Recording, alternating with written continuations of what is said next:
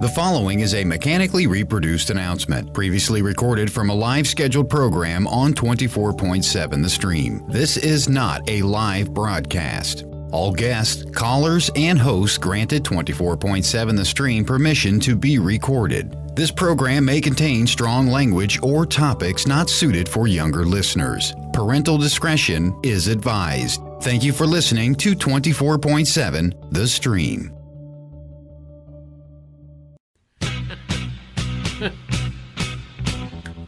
She was a princess, queen of the highway.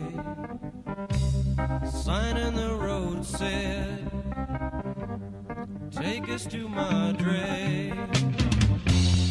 No one could save her, save the blind tiger. He was a monster, black, dressed in leather. She was a princess, queen of the highway. Now they are wedded.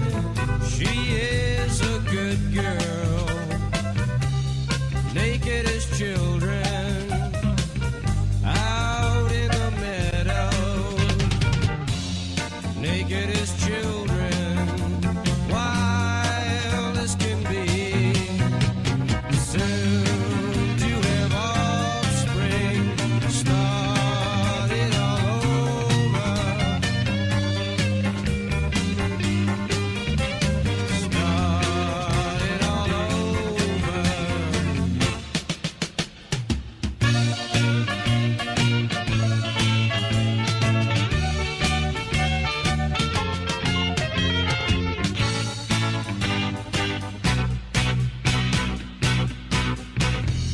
American boy, American girl, most beautiful people in the world. Son of a frontier, Indian swirl, dancing through the midnight whirlpool.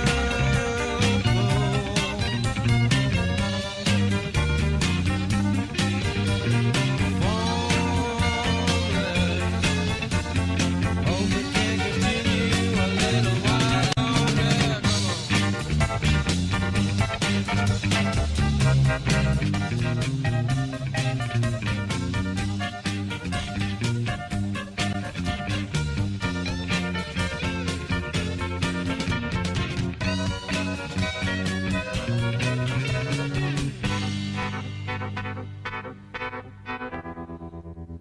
Matt Kissane here at the Stream 24/7.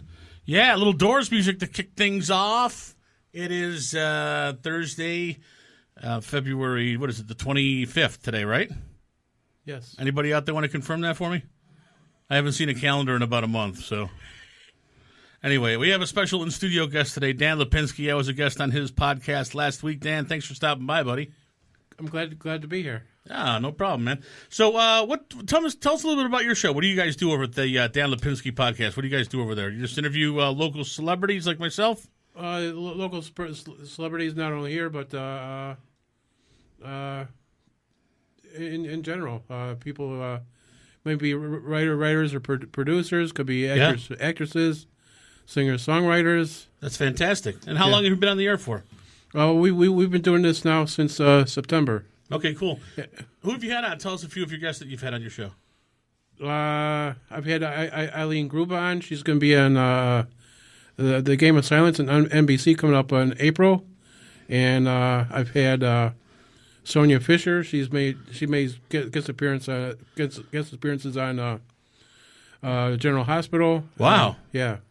Yeah, I've seen your Facebook page, Dan. You got some hotties on there, buddy. Good for you. Oh yeah. You're working it, my man. Yeah. Are not you single? You a bachelor? Yes, I am. Look at you. never settling down. Forget that crap. That's right. So anyway, well, we're pleased to have you here, man. I'm glad you showed up, and hopefully Dan will be doing a show here pretty soon at the Stream.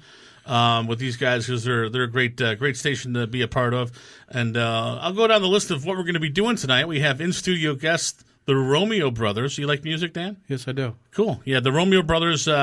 Two of the Romeo brothers. I think there's four of the guys. Two of the guys are coming in, and they're going to do some unplugged stuff for us tonight. My buddy Tony Capone and my other friend Bill Hall. Two guys that I've known for a long time. Very talented, very musical dudes. We're going to be playing all kinds of fun comedy clips. I got some comedy stuff all queued up and ready to go, and we're also going to be talking to a nice lady, Kathleen Checkin. I know I'm saying her name wrong.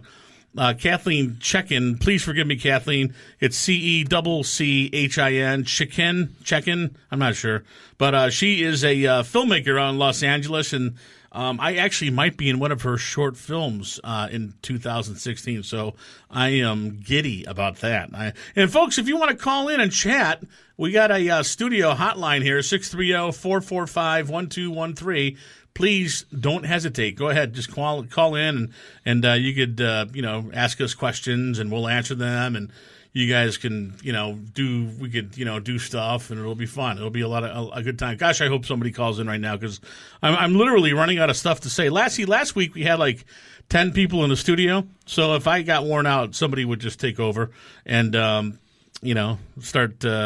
start talking about what they do or whatever. So anyway, so Dan, now you and I used to work at a different station. We won't say the call letters or anything like that. Yeah. And how long were you on that show for? How long did you go for on that one? Oh, good 3 years. You're on there for 3 years. Well, you were on there the same time as I was. Okay, cool. Yeah. And that was fun over there. That was downtown. We were a little podcast station downtown. Yeah. And we had our fun over there. And we do have a phone call coming in right now. Let's see who it is. Go ahead, caller. Who are you? Hi, it's Kathleen Chakeen. Oh, Kathleen, God, you called early. I thought you weren't going to call for a while. No, I thought we were calling now. Oh, I'm sorry. No, I'm glad you did. Takes the heat off of me. All right, well, we appreciate it. It's Kathleen Chakeen. Were you listening to the show? No, I was just getting ready for our call. Oh, okay, great, because we were trying to figure out how to say your name correctly. And Awesome. That must have just been Kismet, because yeah, it was wild. So, Kathleen, you're calling from California, right? I am. All right, so I know you because we have a mutual acquaintance, Jay Suko. Am I saying his name right? To be honest, Jay, I know Jay through. I don't know if you know Doreen Calderon. I've heard the name. I'm not sure I know who she is though. She was with Second City for a while, and the touring company, and we've been friends since we were wee children. Mm-hmm. And I asked her to put me in touch with Jay so that we could try and find folks in Chicago for this snow movie that I was trying to cast. So that's how I know Jay. I basically know Jay through Facebook. We've never met, to be honest. He just had a plethora of folks in his stable that he could refer me to, and Doreen pointed me towards him to try and get folks for that movie. Oh, very nice. So I understand that you're, I don't know if you know it or not, but I know you were looking for some snow, real snow. It just snowed here yesterday. I know, but I saw somebody sent me a picture of the blizzard on Facebook that amounted to, 2 inches? 2 inches in Chicago, but in northwest Indiana and southwest Michigan, they got bombarded. They got 1.5 feet of snow out there. So you may have had to take the production out of Chicago, but I mean it's not that far. 45 minutes to an hour away, you could have had like a mountain of snow. But anyway, that's neither here nor there. Yeah, I know, but it's such a Chicago-centric piece. Yeah. And dibs on parking spaces are such it seemed to be a very Chicago-centric thing, so I would feel sure weird filming it outside. That's the city. true. You know what? That is true. You are correct. You would have been disappointed too, man, if you came all the way out here from California to shoot this thing, and we got like an inch of snow. No, I am not setting foot over there until we have a blizzard. Oh yeah. And then I'm just going to hop on a plane and show up and see if it gets to land. That's part of the joy of trying to put this piece together, is that we're going to have to pretty much pull it out of our butts when we get the go. Yeah. It's funny because I heard this rumor going around. I think it's true. It's not a rumor that one of the local news stations in Chicago to make it look like there was actually more snow coming down. Used fake footage from a past snowfall. I wouldn't put that past us. Yeah, and they're getting. Why is that not a surprise? They're catching some heat from that. So tell us a little bit about yourself. Is it Kathleen? Yeah. Kathleen, okay. I grew up on the northwest side, near Belmont and Kedzie, and went to, Catholic, Irish Catholic, Italian Catholic, went to Catholic schools all through my 16 years, through St. Veronica's, to Alvernia, to Loyola University, where I studied theater. Okay. And lived in Chicago and was an actor in Chicago till I was 36 when I decided to try and move out here and give LA a try. And this is where I've been ever since Okay. 2000. So, what did you recently win? Did you win some kind of an award or something? Did I see something on your Facebook page? Yeah, that was part of the. I did a short called Pam, and it made it into the Hollywood Real Independent Film Festival. How do you spell that? How do you spell it? The name of the. Yeah, the name of the film. P-A-M, P as in Paul, A as in Okay, Pam. Apple, M as in Mary. Okay, just wanted to make sure it was Pam. Okay, because I wasn't sure if it said Pam or Cam. Okay. Yeah, no, it's named Pam because that's the lead character's name in the piece. It's just a short, but it's a piece about 3 Catholic high school girls huffing Pam cooking spray in an afternoon. Oh, wow. Yeah. So how long is the film? About 5.5 minutes or so. Okay. Now, is that a good high? It's awesome until it's not. Okay. I've never gotten it on with Pam or any kind of cooking oils before, so I don't know. Well, it's a healthy Although I have done some stuff with Crisco over the years that I can't mention on the air. So. Well, you could hint. Oh man! So you did the whole Second City thing. How was that for you? I didn't do it. No, Doreen did that. Oh, you didn't do it. Okay. So Yeah. where did you get your training from? Where did you learn how to become a filmmaker and all that? Well, mine was kind of trial by fire. Mm-hmm. I've been an actor and a writer and a director since I got out of school, and I had a friend that a couple of years ago came into some money and bought a Blackmagic camera Okay. and some equipment. And that person's And- phone number would be? Yeah, Byron Yee. You can look him up. Okay. Byron's got the moolah. All right. Good to know. Byron had the moolah. Byron has now spent his moolah making his own film. Oh, so, no. So yeah. Well, he's got to used he's his got to equipment recoup wisely. He's got to recoup that. Maybe sell it to American Absolutely. Airlines or something. They could show it in first class. But go ahead. I'm sorry to interrupt. Go ahead. He is in the process.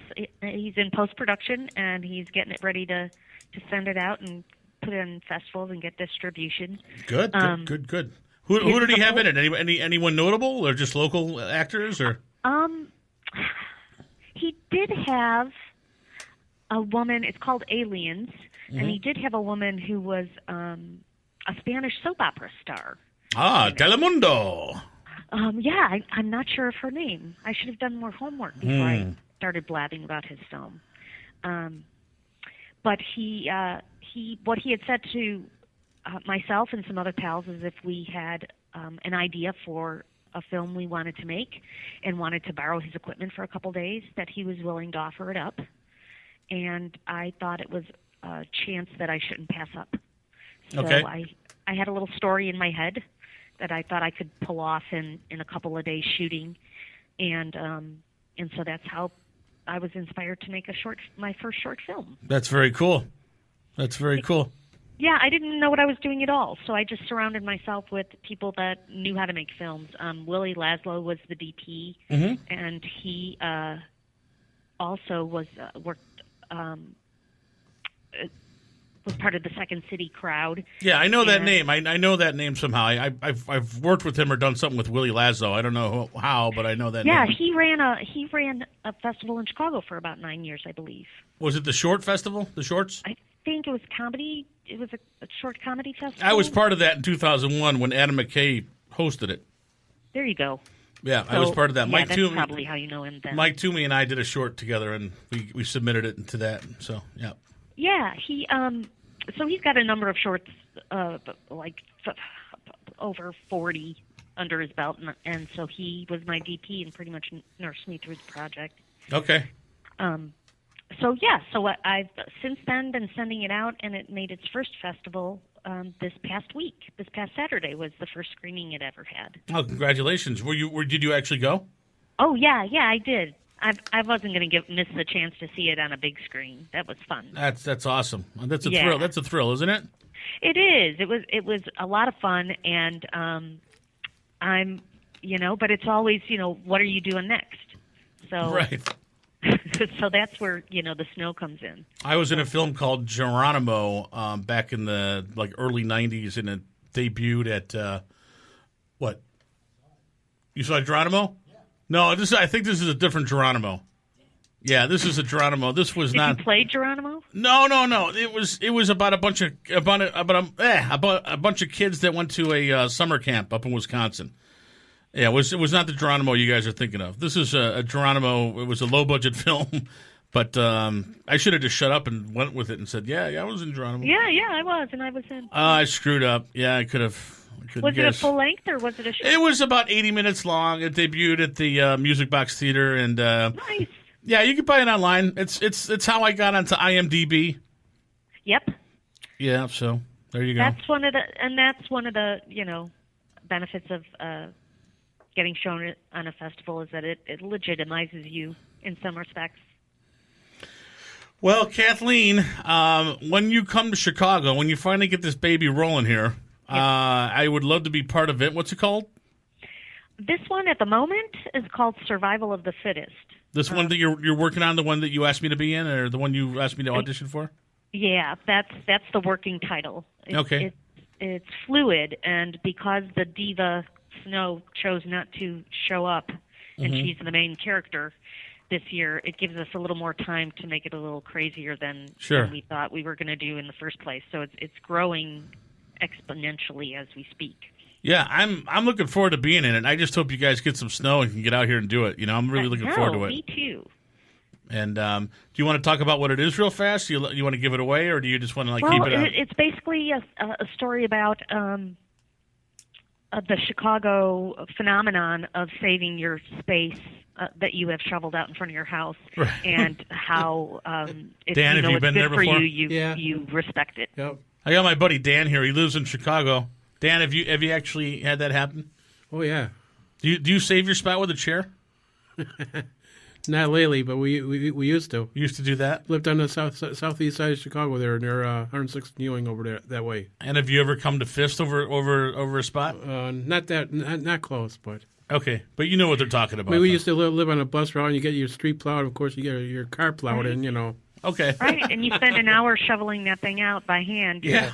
You got to respect the chair. The chair or the cone or the milk crate. Yeah, that's my other favorite is that folks have sent me pictures of old bathtubs, huge kitchen stuffed sink. animals, whatever you don't mind being Hey, I stolen. got my freaking bathtub out there, asshole. Huh? You gonna park there? Right? Hey, And it jag off! I guess seems you that didn't no see one knows that what that's about. giant. You didn't see that giant 2-ton fucking bathtub, huh? Yep. Absolutely. and that would save the space. I would not be moving that's that. when you get your car gets keyed, And that's what we're thinking is that would be the least of it. So you're a Chicago native, Kathleen? Yeah, born and raised.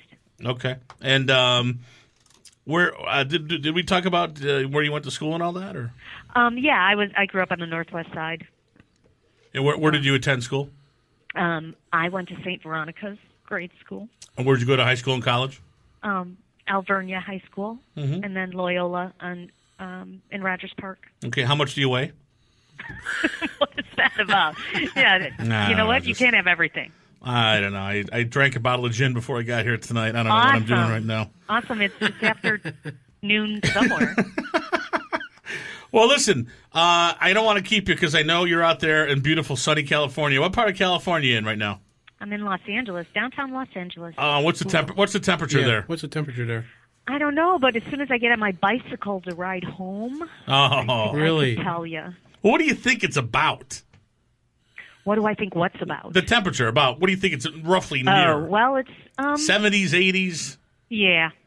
Oh, okay. It's I don't think it's 70s because now that it's in the afternoon, I think it's closer to the 80s because the sun is high. Well, you're 80s was a good year. you're putting us in Yeah. a very bad state of depression right now.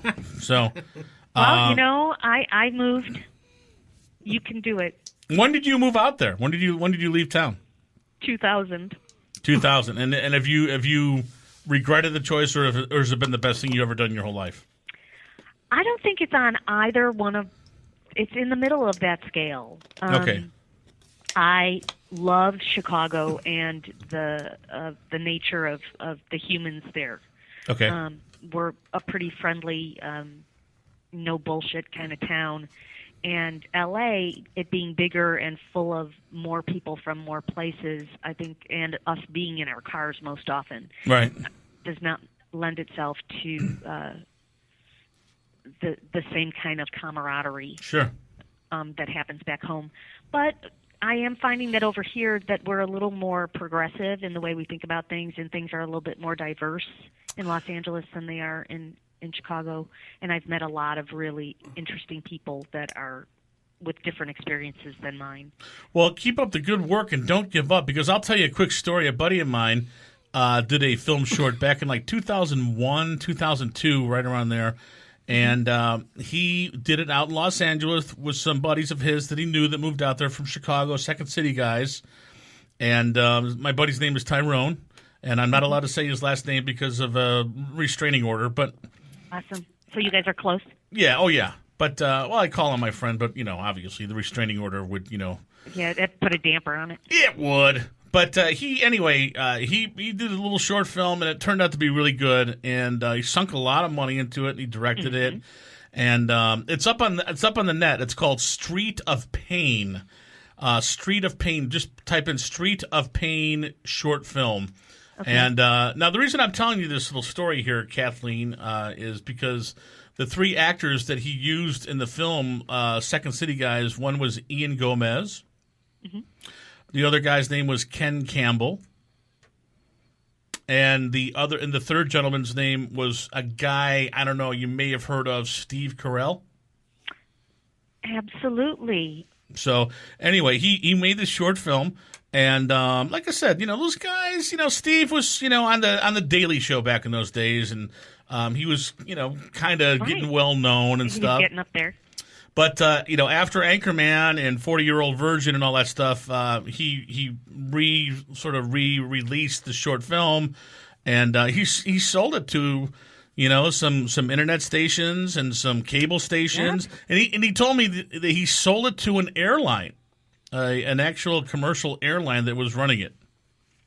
I love it. I wonder which one. I don't remember, but he did pretty well. I can't imagine what airline would show. I think that what they would an do, independent film. well, let's say that they were going to show Anchorman in an airline. It would be like a little opening thing. Like a little opening. Oh, film. like a trailer. Yeah, yeah. You think when you got headline, but it right when it you opens for when you got that kind of star power with the Steve Carell, you could throw your weight around and say like, hey. You put my buddy Tyrone's film on your flight, you understand me? And you pay him real nice. Okay, just don't give him a bag of peanuts. Yeah, of course. All right, listen. Well, I'd do the peanuts if I got to see that film. Well, listen, Kathleen, you keep fighting along out there. We're gonna be looking for. How do you say your last name one more time? Chikeen. Chikeen. Kathleen Chikeen. Is that an Italian name? Is that Italian? It is. Are you now? What's your heritage? Are you all Italian? I'm half Irish. That's the Kathleen part. Uh-huh. And then Italian. That's Oh, the what was your mom's maiden name? Keefe. Keefe? Keeffe. Okay, very nice. Cool. Yep. Kathleen Chikeen. Chikeen. Yep. Yep. I haven't heard that one before. All right, my dear. Well, listen, obviously you're gonna be doing well, and I'm looking forward to you coming out to Chicago and hopefully casting me in your film, and hopefully I didn't screw it up by this interview. No, as long as you're willing to meet your demise, I think That's probably what's going to happen All right. if you're in it. So if you're okay with that, I'm okay with that. Now, can people see your work? Are you on the internet? Are you on the YouTubes? Well, I am sending out this film to a number of festivals that don't want you to be on the internet. They don't want you to be. Okay. Until, they decide they don't want you to be in their festival, then they don't care. So shortly, I'm thinking Can will tell me that I can put my film on the internet. Okay. I just worked on a film a couple years ago with Joe Murray, Dave Pasquesi, and T.J. Jagodowski. It was directed by the guy's name is Newell. What's his first name? Ah, damn it. It was called Open Tables. They shot it here in Chicago. And from what I can understand, it's the first full-length feature film ever made completely improvised. Wow. Yeah. And did you enjoy that experience? I did. I worked on it like 3 days. It was a lot of fun. Here's something I'll tell you that I never had happen to me before. I've done some film work before. After each shoot, at the end of the day, a guy came around with a giant checkbook and just asked you what your name was and gave you a check right there at the end of the day. So they improv payment as well. Yes. Oh. Yes. Yeah, no, that wasn't happening on my set. Yeah, I know. It never happens. You got to wait sometimes. That was locked in. Oh, yeah. You got to wait weeks and sometimes months for a check to come from production, so. Yeah, no, they got their checks at the end of the day. It just wasn't, Okay. That amount was set, and it wasn't going to get any bigger. Say your last name one more time, Kathleen, so I don't butcher it. Why, you just like it? Chikeen? It's Chikeen. Chikeen. Okay. I said it right. Kathleen Chikeen. You did. All right, cool. All right, Kathleen, so there's nowhere we can see your work, anywhere. Not even like one thing. Well, if you go to KathleenChikeen.com, you can see my work through, if you start around in there a little bit. All right, so we can like Google you and maybe see something up there. You might see something. Okay, because I put everything I do goes right up on YouTube or Vimeo or, all over the frickin' place. So. Yeah, no, you Google that and you go there, but don't tell anybody over in France that you did. Okay, I won't. Mm-hmm. All right, thank you so much for calling in. All right. Have a good day. Thanks for asking me. All right, Kathleen, have a nice day. You too. Okay, bye-bye. Be well. Bye. Bye. That was Kathleen Chikeen. She seemed nice. Dan, did you like her? Yeah, I did too. Good. All right, Matt Kissane here. We're on the stream 24/7, and we got all kinds of stuff coming up before the end of the show. We're here till 8 o'clock, by the way, folks. So coming up at 7 o'clock hour, we got the Romeo brothers. They're going to be coming in here and kicking out the jams, man. They're going to be playing some tunes. Now, do you remember Bozo? Yeah, I remember Bozo. Are you guys Chicago guys? The guys in the booth. We got Matt and Keel over here. Do you remember Bozo? You do remember Bozo. Now, here's something I didn't know. I found these on the internet. Bozo, as his popularity began to wane, he tried to appeal to older kids. Like his audience were like little kids in grade school. But as they got older and went into high school and college, I guess he started doing these public service announcements about hygiene. When you're growing up. So I got a few of them here. I'm ready. Can I go ahead and just play these? Okay, here we go. Hey there, boys and girls. This is old Bozo reminding you that once you start having hair underneath your armpits, it's time to start taking a bath every day, probably because you're going to smell pretty bad. Thanks for tuning in. This has been a public service announcement from Bozo. Whoa, boy. Hey, boys and girls, it's old Bozo here. Don't forget you gotta start taking a bath at least a couple times a week once you get older, because you're gonna stink a lot really bad. This has been a public service announcement from Bozo. Did you guys hear these? Signing off. These are great. Hey there, kids. Have you ever heard the word puberty? Well, you're probably gonna start figuring out that you're in the middle of puberty when you start having armpit hair and start needing to take a bath because you have body odor. You better check with the doctor. Hey there, moms and dads. Before you send your kids out to school, if they're old enough, they might need to take a shower or use some of Dad's Old Spice or Brute 33 because they start stinking pretty bad when they get older. This is a public service announcement on hygiene from Bozo. Hey there, kids. Oh, there's you know, one more. there's a lot of the older boys and girls that come down to the studio to see the Bozo show don't smell too good. That means you need to take a shower a lot because you stink. Oh, boy.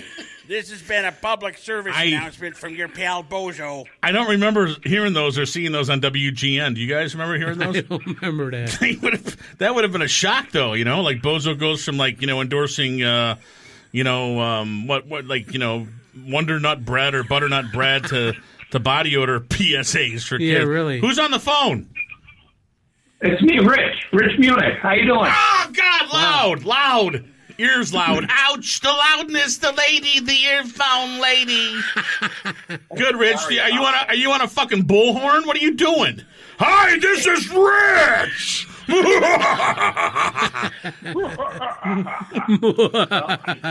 What's going on? We got Rich Munich, Rich has got a podcast, right, Rich? Yes, he does. Oh yeah. I do it every day at noon. Every day at noon. And what's it called again, Rich?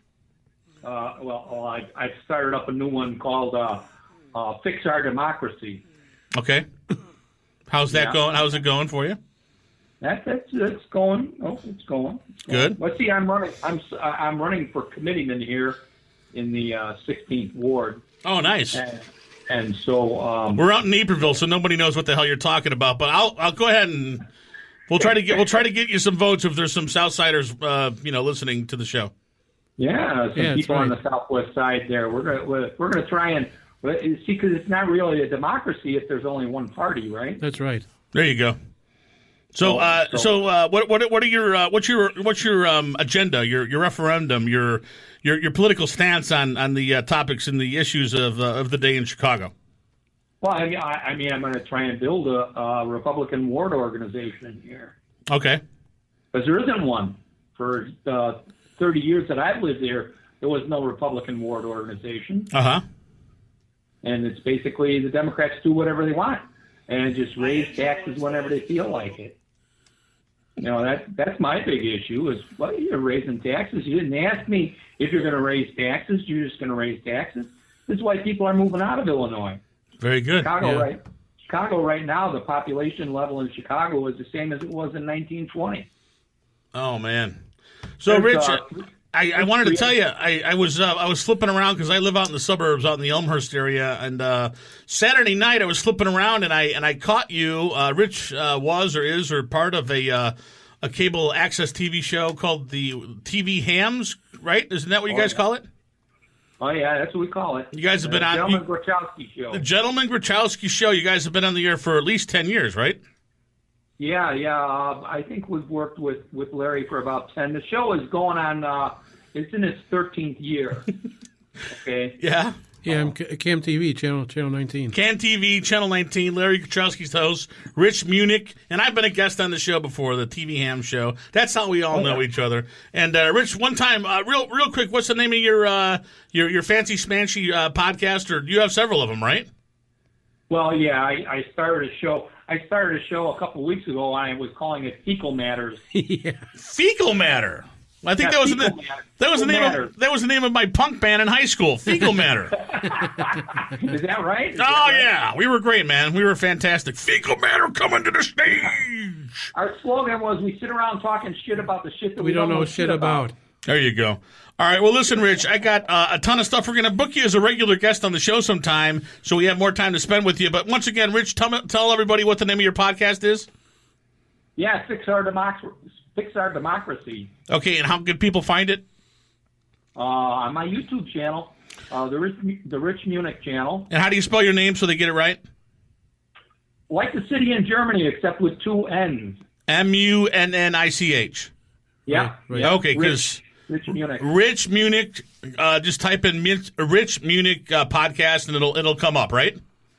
Well, not podcast, just Rich Munich on YouTube. If you type that into your YouTube search, it should come up. I've got a bunch of videos up there. So very cool, my man. Well, listen, we're about to go into a stand-up comedy spotlight segment, and Rich, we will set you up. We'll book you as a guest and get you on here a little bit longer next time. Okay, buddy? That sounds like a plan. All right, thank you, Rich Munich. Take care, man. All right, thank you. All right. I got a good friend of mine, Dan Brennan. You guys ever go to the comedy clubs? You guys ever get out to the clubs at all? Dan, I caught Dan, and he was performing at Riddle's Comedy Club out in the South Side in Elsip, Illinois. Yeah. And actually, he was supposed to be on the show tonight, but he's deathly ill. I actually talked to him on the way over here, and he said that he would come on the show next week because he sounded like crap. He even took a day off of work. But we're gonna do we're gonna do right now is we're gonna play a couple clips of Dan's stand up in his absence. So here is my good friend Dan Brennan. If you want to check out his videos, just go to Google and type in Dan Brennan comedy. I am trying to learn Spanish, which is really cool because it gives me a good excuse to check out the scantily clad babes on Telemundo. What?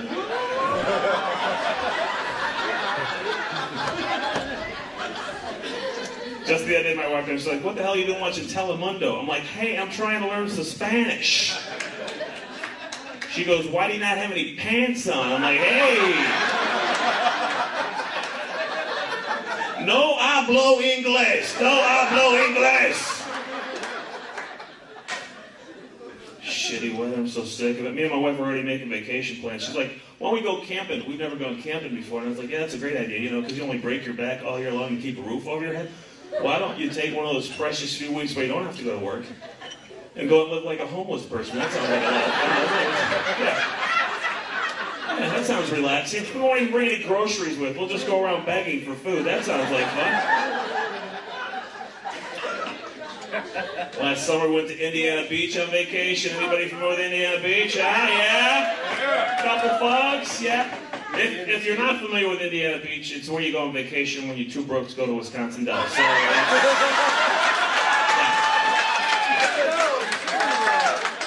it's pretty goddamn nice out there, I'll tell you that. Felt a little out of place. For one thing, I wasn't lugging an infant around in my arm with a lit cigarette hanging out of my mouth, and I don't own a Confederate flag do-rag to put on my head either, so those two things are That's my good buddy Dan Brennan doing a little stand-up comedy for us there. And you know what? We're going to play another clip. So Dan has another clip too. I wanted to play the other one. I thought they were going to go back to back, but you can see Dan at lots of comedy clubs all over the Chicagoland area. Rolling down. That's my favorite time of the year. I love college basketball. I always hate the beginning of the season of college basketball because that's the time when the big-time teams like load up on planes. The NCAA tournament's rolling down. That's my favorite time of the year. I love college basketball. I always hate the beginning of the season of college basketball because that's the time when the big-time teams like load up on planes. The NCAA tournament's rolling down. That's my favorite time of the year. I love college basketball. I always hate the beginning of the season of college basketball because that's the time when the big-time teams like load up on planes. I don't know what's going on. I don't know why it's doing that. It keeps repeating itself. Do you guys have any idea what the hell's going on? Why it's doing that? Anybody help me, please? Somebody? Anyone?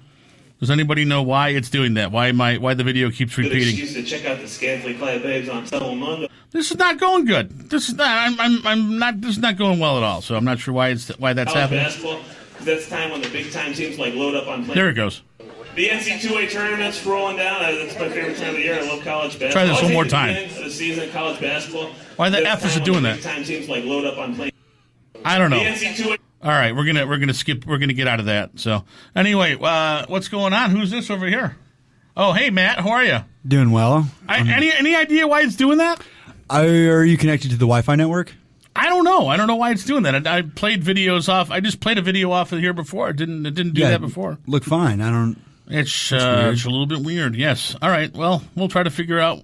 Did I see the Romeo brothers? You did see the Romeo brothers. They are just outside. Romeo brothers are here, ladies and gentlemen. You know what today is? It's George Harrison's birthday. Happy birthday, George. Do we have any George Harrison fans here? Looking directly at all of them. Yeah, I love that guy. I love the Beatles, and so George is such a sweet man. You know, he made all those beautiful songs. This place has hotcakes. Oh, sweet So why aren't Lord. they selling? Damn.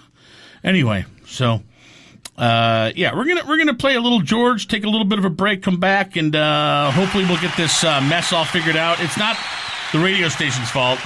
I don't know whose fault it is. We're going to blame the internet. Yeah, just blame the damn internet. I'm not sure what's going on. Anyway, here's some George Harrison live from back in the 70s doing what he does best. All right? Matt Kissane here on the stream 24/7. Folks, we'll be back in a few minutes. Stick around. We got the Romeo brothers here in the studio going to be performing live for us. Got some guitars out there, so stick around. And once again, here's George Harrison. Today is his birthday. George would have been 73 years old today, man. Wow.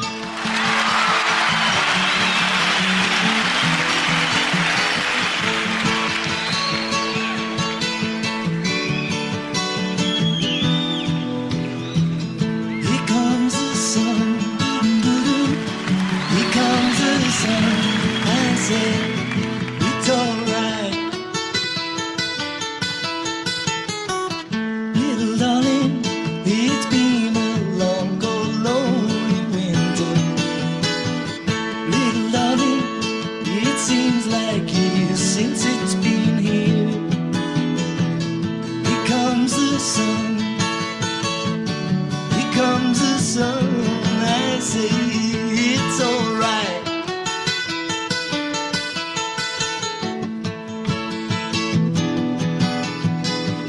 Little darling, the smiles returning to the faces. Little darling, it seems like years since it's been here. Here comes the sun. Here comes the sun. I say it's alright.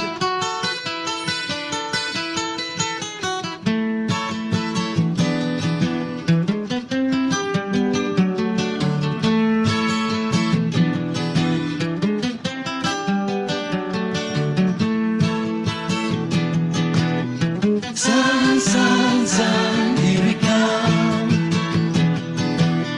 Sun, sun, sun, here we come. Sun, sun, sun, here we come. Sun, sun, sun, here we come.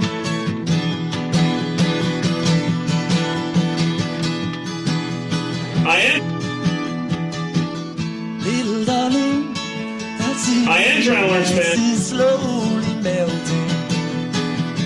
Little darling, it seems like years since it's been clear. Here comes the sun. Here comes the sun. It's alright. Here comes the sun. Here comes the sun. It's alright. It's alright.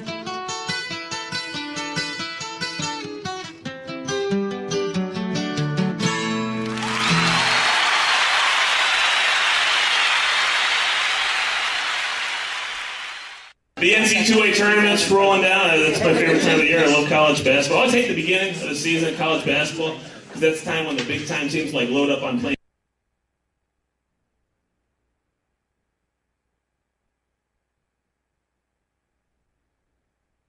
college basketball because that's the time when the big time teams like load up on playing. It's doing the same thing over there? What's up with that? That is weird, wild stuff. I don't know why it's doing that. Huh. Okay, folks, anyway, this is Matt Kissane. We close the door. Okay, thanks. We're having some technical difficulties here. I'm not sure what's going on, but just bear with us. We're trying to play a comedy clip from my friend Dan. Just does not want to be played. I don't know why.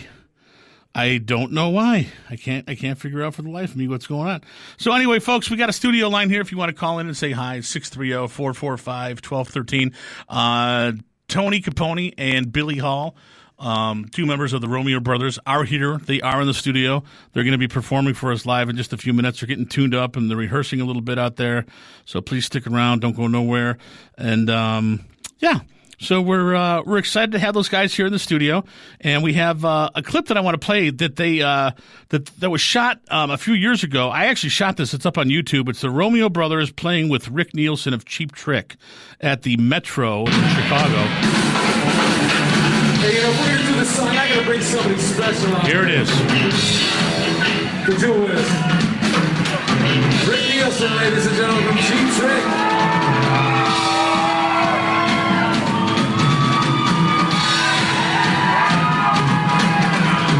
1977 Japan, baby.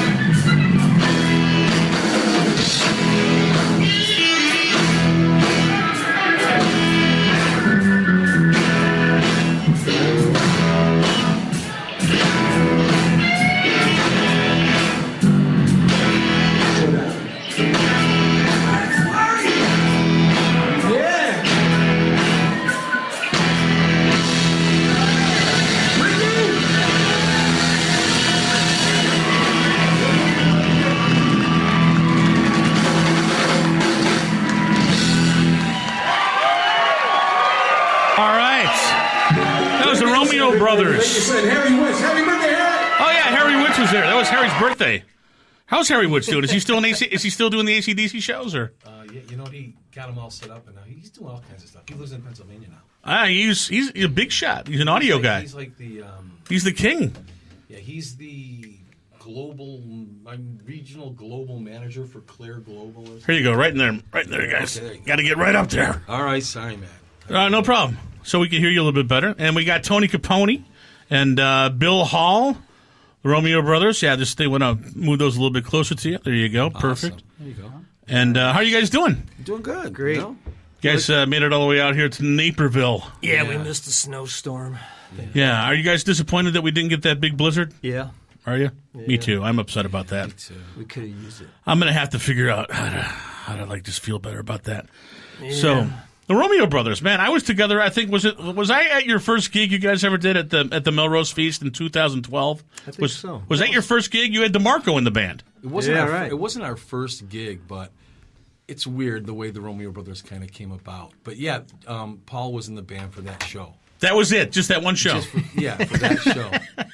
He wasn't. He didn't spontaneously combust or anything. But he was he did, didn't he? He did. Yeah, he was in for that one show. But Bill and I, we've known each other forever. Like kind of through different parallels. Parallels, yeah. Sure. I mean, and in bands in the '80s and stuff, all at the same time. And then Rick, our drummer, Rick Nelson, not Rick Nielsen. Rick Nelson. This is a weird story, but. A good friend of ours, her husband passed away, and I was at the wake, and we're talking, Bill and I. He says, I know you just spent like the last decade in a band. Do you know any good drummers, or what's your ex-drummer doing? I said, well, he's not doing anything right now, and so Bill called him cold, and they're best friends now. So we're all like, we're nice, and so we always wanted to kind of do something together, and it just never kind of crossed. So when the parallels crossed and we decided to do it, like I said, I think when we talked to you once before, we had this crazy notion to be a band called the Trailer Park Romeo. Yes, I remember that. Because that it's that guy in like the trailer park who's walking around with his dog hanging out. And his you guys can say whatever you want. This is internet radio. The Dago tea and stuff. Really, if you guys want to say fuck, go for it.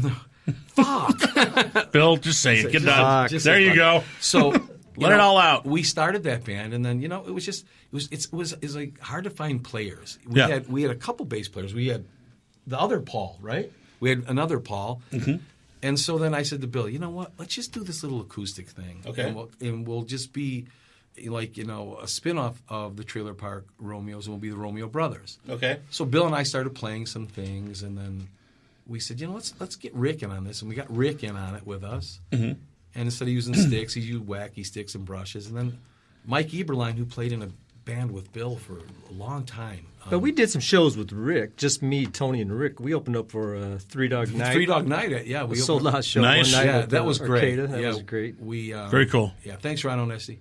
No problem. But we, so we did that, and then we brought on these other guys, and then we said, you know what?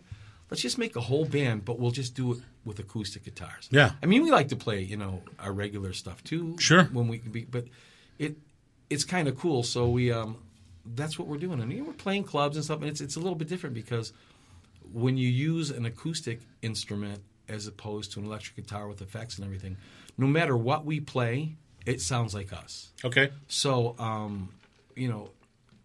everything's really heavily influenced by this country movement. It's the new pop. And it really is. It's new pop music. And there's some stuff that probably shouldn't be categorized as country music, but Billy's got he's always had a really fond appreciation for country music. Yeah. And because the players are great. I had Bill on my cable access show in 2000. Yeah.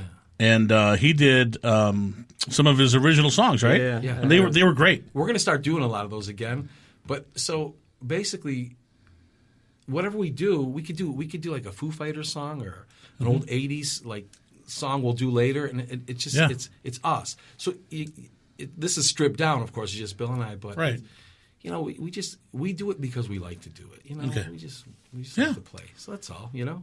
So now you guys are playing around, and if people want to find out about the Romeo Brothers, you guys got a couple of websites. Is there where could people find out about you? Here's the best thing to do is go if you have a Facebook account. Is look us up on Facebook. It's Romeo BROS Romeo Bros. Yeah. And I know this sounds crazy. There's some other Romeo Bros on Facebook, but we love pinup art. So there's always pinup art in everything we do. So when you see the Romeo Bros and there's like a pinup girl, and that's there's us. one on Bill's shirt. That's very cool. nice. So I'll get you one of those, buddy. Thank you. Medium husky. 3X. Boys, medium husky. I'll tell you a funny story. I was at Chip. Whoa. What? Romeo Brothers on Facebook. Like us, please. And then when you like us, you can see where we're playing. Okay, very good. I'm sorry, man. Go ahead. No, I was going to tell you a funny story. I was over at Chip's house, Chip's and Uff's house. Do a little Chip for me, please. I'm going to do it in 2 seconds. And I was like, hey, Chip, you got to give me something. I'm doing all these videos for free for you guys. And he's like, what do you want? I was like, well, how about an Enough's Enough T-shirt, And he goes, go ahead, go for it, buddy. Take one out of the closet. So I look through there and I go, hey, man, there's only large in here. He goes, well, you're a large guy. He is funny. I have many Chip stories. That's all those years of hanging out with Mancow, Chip. Man! Yeah. Yeah, my buddy John is friends with Mancow, and Mancow's always hitting up my friend John for tickets, Man, can you give me some tickets to Molly Hatchet next week? I want to go see those guys. I love them. That's good. That's a good Mancow, man. There you go. All right, so what are you guys hitting me? What are you doing first? What are you going to do first for us? What tune? We're going to do our version of an old 80s classic written by the great Benjamin Orr, God rest his soul. Sure. From the Cars. Yeah. And this was one of their biggest, kind of cool hits and stuff. And we're going to do it Tony and Billy style today. Cool. Okay? All right, do it, man. The Romeo Bros. 1, 2, 3, 4.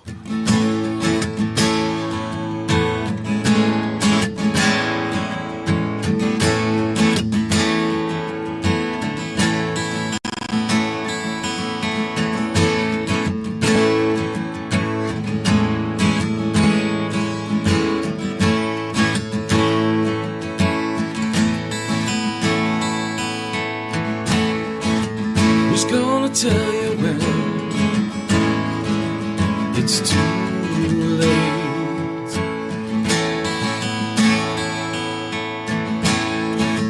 Who's gonna tell you things aren't so great?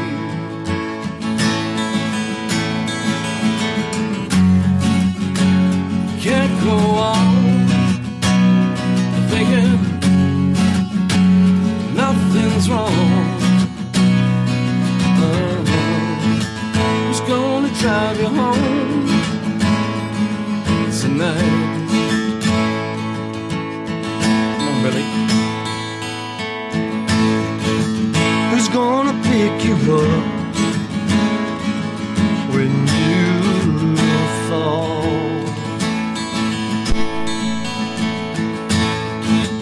Who's gonna hang it up when you call?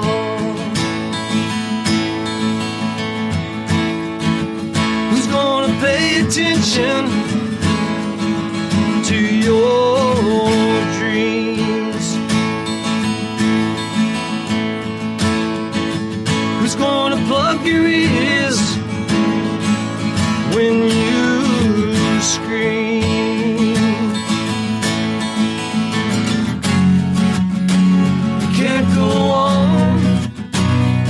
Thinking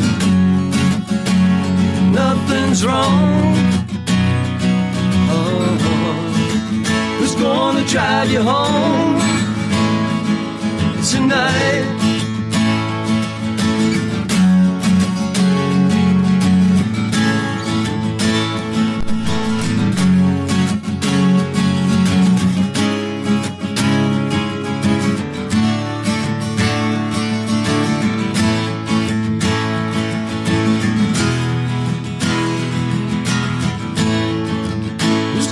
Hold you down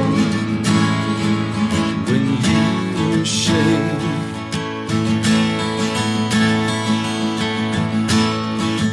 Who's gonna come around when you break?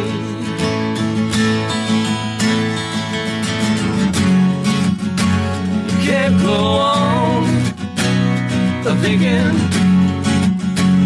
nothing's wrong. Who's gonna drive you home tonight? I said you can't go on thinking nothing's wrong. Who's gonna drive you home tonight?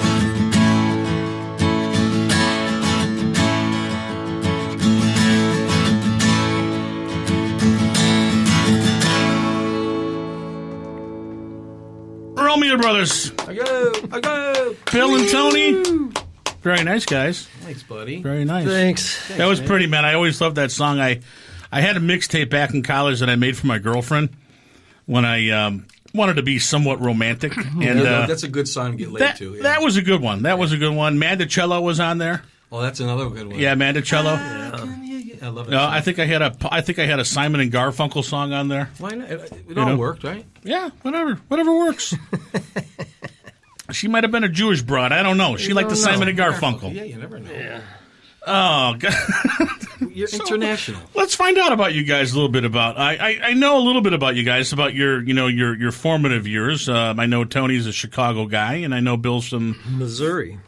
So, how did you guys get to be friends? How did you guys come together? Or how did you guys meet and all that stuff? Like I said, here. Well, that's a long. Did you tell me this whole story? No, it's a funny story, it's a funny story. And it ends well. We were, it ends well. It does Okay, end well. We were, like I said, we were in bands that were parallel to each other in the 80s. Okay. But the whole time, Bill had been dating and then married a girl I grew up with, and I didn't even know that. Oh, wow. And it's weird because I used to hang out with her brother. Her right? brother I knew my whole life. Okay. We went to school together. You guys were in the same neighborhood. Yes. I mean, we went to, we made our communions together, did all that stuff. Holy cow. So, I always knew about this Bill Hall guy. And there was another friend of ours, Tommy Burke. Oh, no, not him. Yeah, and Tommy. He might be listening. And Tommy. Tom, if you're listening, 630-445-1213, call in. Yeah, come on, call us Tom Burke Sr. So Bill and Tom were playing in a band called Rodeo in Paris. I remember that. Yeah. So. Was that the one on Star Search? Were you guys? No, I got kicked out before they went up. Just go with it. Just say you were on there. Yeah. Yes, you are correct, sir. Sorry, all right, I'm sorry. We got kicked off at Star Search because of Vic.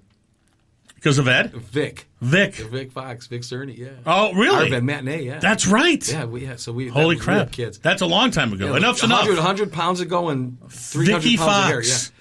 So, I hate that jag-off. No, but so Bill and I, we just kind of reconnected and became friends through Rick, our drummer, because I hooked Bill up with Rick. Unfortunately, they were both going through divorces at the time. Yeah. And it was like a great time for them to hook up and become friends, and they kind of went through that together. Now, you're talking about Rick Nelson. Rick Nelson, yeah. Okay. And, he's married to a beautiful girl now, Lisa, if you're listening. Hi, Lisa. But, it was a great time for those guys to hook up and become friends. Yeah. And through that, Bill and I became really good friends. As a matter of fact, they were playing in a band called Working Class. Yes. Working Class. Did I see that band, Bill? You introduced them the night I went to see them. And McGregor's. It was on North Avenue in All Stars. In North and 83 in Elmhurst, right? So the place is no longer there. No, so you did a little thing before the band came. Yeah. And they went on and played. Yep. And I'll never forget, I had to go to the bathroom. Yeah. And as I'm walking across the dance floor, because I'm sitting there with my wife and a friend of ours, and oh no, and his sister-in-law was there, and we're all catching up and reminiscing, because we all go back, right? So I'm walking across the dance floor, and right in the middle, and Billy just ends a song, and I figured I wouldn't go while they're in the middle of a song. So, sure. And as I'm walking across the dance floor, he goes, "Who in the fuck names their kid Tony Capone?" With that stupid hillbilly. That's Billy. Him. It's Billy, right? Bill. Oh, the whole place is. Well, my wife to this day, still every once in a while, will look at me and go, "Who in the fuck names their kid Tony Capone?" Right? I got a better one for you. My friend Hugh. His first name is Hugh. His last name is Callaley. Now say it fast. Ukulele. Oh. Yeah. So anyway, but go ahead. Come on, man. But I don't. Bada boom. So that's what happened. I mean, But Rick, everybody knows Tony Capone. Yeah. No matter where you go in Chicago. Well, the first time everybody knows Tony First Capone. time I met him, he was at my brother-in-law's 40th birthday party performing. doing Sinatra's types. And he was great. He was great. He and does great at that. And I videotaped him doing all of his songs because everybody else was just kind of hanging out in the back. I'm like, this guy's great. I'm videotaping him. He's the center of the whole party. And so I finish, and he comes down and he sits next to me, and I don't even know if he realizes the history that I had with both Cheap Trick and Enough's Enough, but somehow we wound up talking about Enough's Enough. And then I said I played in a band with Vic. Vic Fox, He'd always be Vic Cerny to me, but yeah. Vic Cerny, okay. And you know, another little fun fact about Vic Cerny, he comes from actually a really talented family. His father's a great bass player, and he played in a blues jazz band, and his uncle, who's a great chef, was a great sax player. Well, that's Vic's mother's brother. His name's Frank Klumsky. Mm-hmm. Now, Frank's daughter is the famous actress Anna Klumsky. So she was in My Girl when she was Wow, little. yeah. And now she's in that show Veep with Sure. Julie Dreyfus. Oh, hell yeah. Yeah, Anna's Vic's first cousin. So Really? it's they had a really musical family. Holy cow. And it's kind of fun. And we got to talking, and then we both discovered we were huge like Cheap Trick fans. Yeah.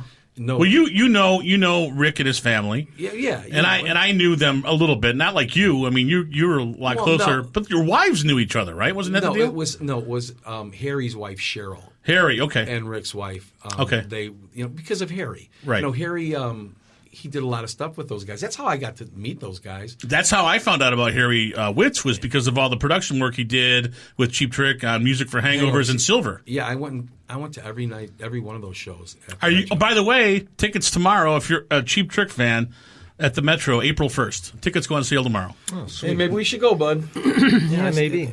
You guys are going to be on the VIP list. I know you two. Bill, we won't need no tickets. You guys are going to be backstage. Those guys, partying with those dudes. They're great guys, and Rick's he's a cool guy. He's he's crazy. He's crazy. He's crazy. Yeah, Rick's a funny. You know what he is? He's just a little weird. It's good though. Mommy's all right, Daddy's all right. You know what? I just seem a little weird. I don't like people unless they're a little bit weird. A little weird. I like you. Thank you. Yeah, that's what drew you to me. It's like, this guy's nuts. Look at this guy with the camera, but wearing a Ramon shirt, videotaping this party. I got to go talk to that guy. Look at the history we have and how everything's connected, because your wife.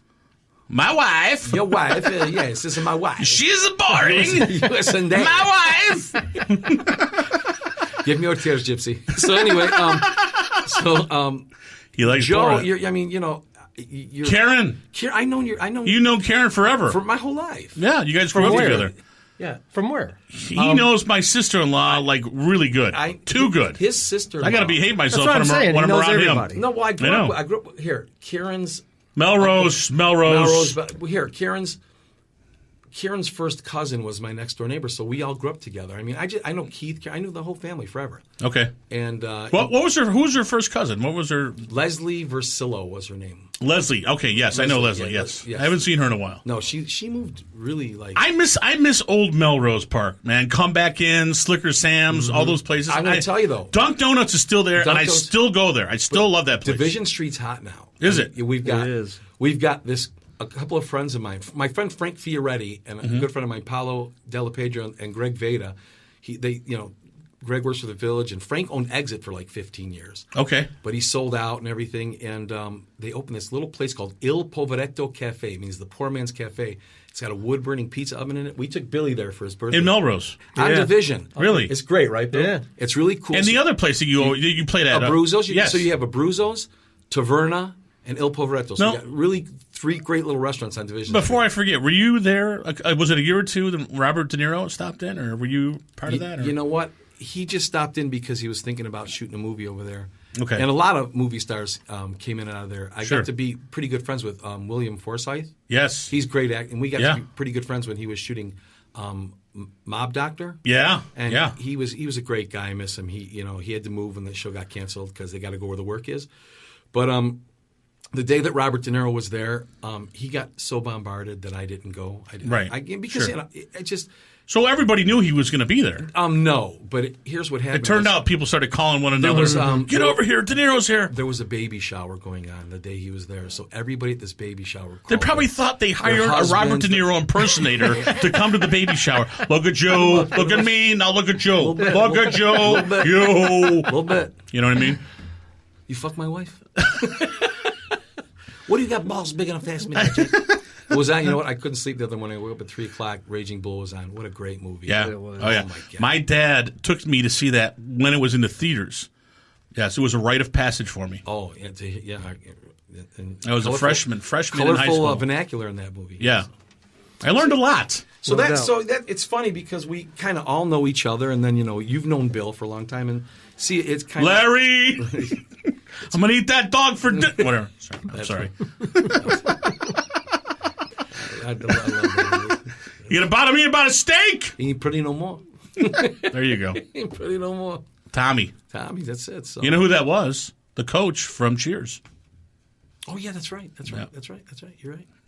I know way too much about stuff. I know. Definitely. All right, guys. And I've known you since you were in college. Is that correct? I met Bill when he was in the Dream Police. Let's go back to some more. Cheap Trick has bonded everybody in Chicago one way or another. They're great. One way or another. I just got out of college. Cheap Trick had just put out Lap of Luxury, and The Flame was going to #1. And Bill was in a band called the Dream Police with Mo, Tony Ocean, and Tommy Burke, you guys Mark all Sheely. And you guys all were rocking at the Traffic Jam. You guys were playing it, and the Adriatic Inn. Remember that place? Yeah. And we used to go see him, and sometimes me and my cousin would bring about 20 people with us. Yeah, always. We love Cheap Trick, dude. You have no idea. And we would come, and we would tear the place down. We would jump on stage with them, and they didn't give a shit because they were happy we showed up, And we would jump all over the place and shout out, "Southern Girls!" We were just total 22-year-old douchebag a-holes. You know what? Bill But and I it were was a talking about- gas. But it was fun. It was. It was a gas. You guys we would put on more of a show than they did. They would sit there and watch us. Our band in the 80s was called Matinee, the band I was in with Vic. With Vic Fox, yeah. And we were talking about, Bill and I, if you played on a Wednesday night or a Saturday night, there was the same amount of people in the club. We got a caller. I don't know who it is. Let's see who it is. Caller, go ahead. Hi, this is a good friend of Tony's. It's Chrissy Sillo. Hi, Chris. Hi. That's Karen Diafero's first cousin. Mark, this is I know Karen's her. cousin, Chicky. Yes, Chicky, how are you? Hi, Chris. Good, how are you? Good. Thanks for calling. What's going on? Nothing. I just wanted to say hi and say, Tony, we love you, and thanks for giving the Bellwood girls a shout out. Oh, you got it, baby. Love you too, Chris. All right. Bye, Chad. Bye, love ya. You too, baby. That's Leslie's sister. That's Leslie's sister. That's okay. That's Uncle Frank. Uncle Frank. Yes. God, he was the best. Yeah. He was a great. He was a lot of fun. Yeah. Uncle Frank was a nice man. Yeah. He was. Yes. Had a lot of good meals with Uncle Frank over at Joe and Karen's house. Oh yeah. So he was a great guy. He was a sweetheart. My dad, all those old timers, they're gone. You know what? That was a different. I thought you were going to bring in some Dunk Donuts, man. I would have. Yeah, I apologize. Dude, I can't. I didn't Just kidding. Came here. We want to do another song, Billy? Do it. Yeah, let's do one. This is a song by a great band called Cross Canadian Ragweed. A lot of people don't know this band or this song, but we do, and we love it. And yeah, Billy these guys sings are it from great. Oklahoma. And Billy sings it great. There was a guy so. named Cross and a guy named Canadian. Okay.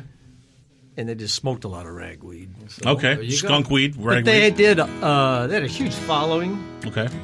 They were kind of a country band, but it really rocked. I've seen them at Joe's numerous times. Joe's on Wheat Street? Yeah. Cool. My daughter's at Joe's in Rosemont tonight. Really? Yeah. It's hanging out or performing? No, they're hanging out. It's Frankie Ballard tonight over there. They just opened, right? It's just opened. They Bub City. took over Toby Keith's? Yeah. Is that the place? It's Bub City and Joe's. It's And really Joe's. killer. I've been over there a couple of nights. So the new already. Joe's is cool. Yeah. Is It's it? really Right. awesome. And it's the same people as Joe's on Wheat Street. Yeah, they know how to do it. Very nice. Yeah. So there'll be killer some sound system. They'll have some great acts in there. So Awesome. Yeah. So we're gonna do this song called "Fighting For" you. What's it called? Fighting For. Fighting for. Okay, cool. 1, 2, 3, 4.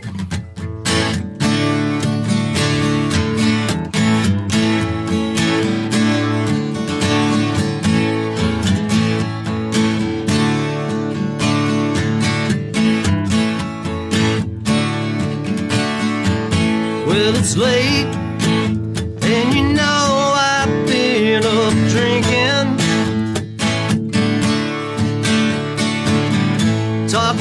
myself up and down the hall. Ain't it great? Another fabulous disaster. Well, I can't wait for the next hammer to fall. You may won this battle, baby. Don't mean I won't win the war. And you don't even know what it is that you're fighting for.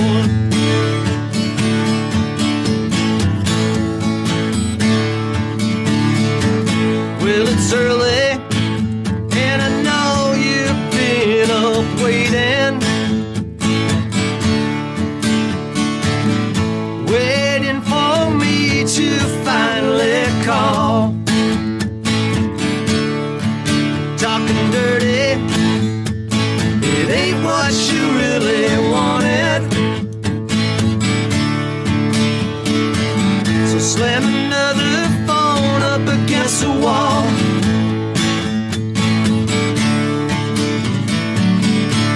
You may won this battle, baby. Don't mean I won't win the war. And you don't even know what it is that you're fighting for.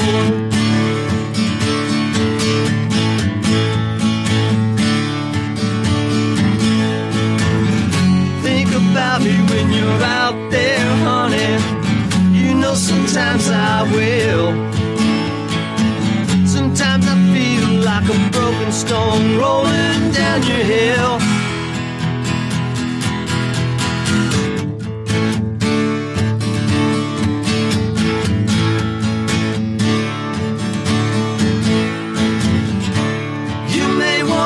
Battle, baby. Don't mean I won't win the war. And you don't even know what it is that you're fighting for.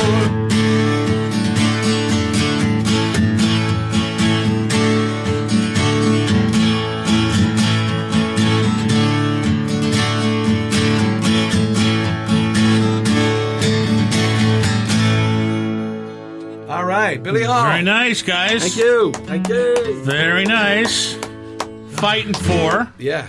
Who's the band that did that originally? Cross Canadian Ragweed. You might want to download. They're a some of their stuff. country guys. More than Yeah, that? but they're really kind of a rock band, but they did some cool stuff. Give out your websites one more time, guys. People want to see where you're going and know what you're doing. And well, we don't have a website per se which yet, is but we will shortly. We will shortly. So if they go on Facebook and just like us, okay, it's the Romeo Brothers, and Romeo Bros. Romeo Bros. It's ROMEOBROS, Mm-hmm. and like I said, there's a pinup girl, and they'll know it's us. And you guys, we have Tony Capone and Bill Hall here in the studio. Now the other members, Mark Tullis. Mark Tullis plays bass. Yep. Mike Eberline. Yeah, Mike plays lead guitars. Fantastic guitar player. And your drummer is Rick Nelson. Rick Nelson. No relation to Rick Nielsen or the Nelson guys. Or no, none of those guys. No, AKA Pete. I call him Petey. I don't know why. It's just. You guys are great. I've seen you guys a bunch of times, either performing, with you guys as your opening act, or just hanging out watching the show. You guys always do a great job. I saw you at Metro. Yeah, we always enjoy having you out there. Yeah, it's a lot of fun. It usually is, It's a lot of fun. It's something different, Oh, totally, Getting up there like Chris Farley, it's fun. screaming in the microphone. We love it. Now, here's freaking everybody out. Now, I have a mutual. Mark Tullis and I have a mutual friend. Here's a fun story. I was going to tell you guys off the air, but I'll tell you on the air. Mark Tullis and I have a mutual friend by the name of Eric Tower. Mark grew up in, I think, Glenview or Highland Park. He was out in the North Shore. One of those hoity-toity North Shore areas. But Eric Tower and I wound up being fraternity brothers at University of Maryland. And when you're in the Greek system, they have Greek Week and then they have Homecoming Week. And the Greeks always put on some kind of a talent show. So we got together with some sorority, and Eric was a bass player and I was a drummer. Not a very good one, but I tried my best. And we put together a little band with another guy in our house. His name was Kevin Poole, and Kevin was a guitar player, and he's still performing to this day out in Maryland. And he was good. Kevin was obviously the best out of the whole bunch. But we got up on stage for the talent show at Greek Week. and we played the Rascals' "Good Lovin'," and then we did La Bamba. We did La Bamba, but here's the funny part. Why wouldn't you play La Bamba after Good Lovin'? There you go. Can you do some of La Bamba? La la la la la bamba, la la la la la la bamba. That's all I know. That's it, yeah. So, but here's the deal. When we got up, I brought my drum set. I had a 1957 4-piece gold sparkle Ludwig kit, and I dressed up as Bunny Carlos. This is before I knew you guys. Right. This is before I knew you. You have the cigarette hanging on your mouth? I had a cigarette. I put on a fake mustache, and I had a Cheap Trick baseball cap on, and I had the white shirt, the white dress shirt, and a tie, and yeah. And I always bother Eric because we're Facebook buddies. I always bother Eric. Do you have pictures of us performing?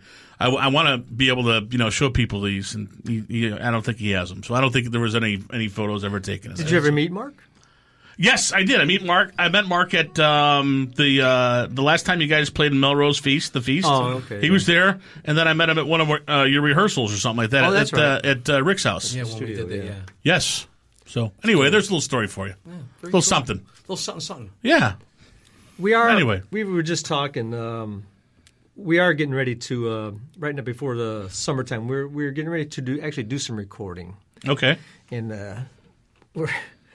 I've always wanted to record some of my favorite country tunes. Sure. So we're actually going to be doing a couple of recordings coming up here. We'll be doing a bunch of country tunes and probably some original material, and then maybe do another Christmas album. Yeah. Very cool. So you guys have people can find you on Facebook, and do you have any gigs coming up or over the spring or summer? Or yeah, we will. Festivals and stuff? Yeah, and we always put up, like, here, let's put it this way.